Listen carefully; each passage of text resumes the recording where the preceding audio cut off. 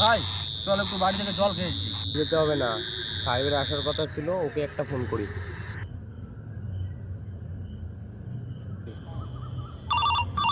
उठाइए ना।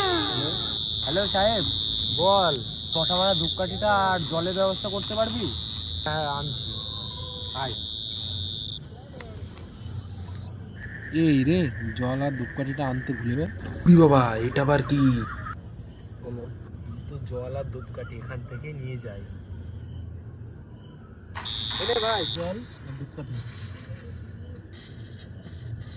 ভাই তুই একটু খা।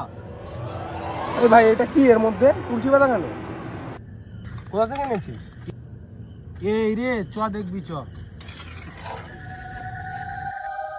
এখান থেকে নিয়েছিলিস? হ্যাঁ ভাই।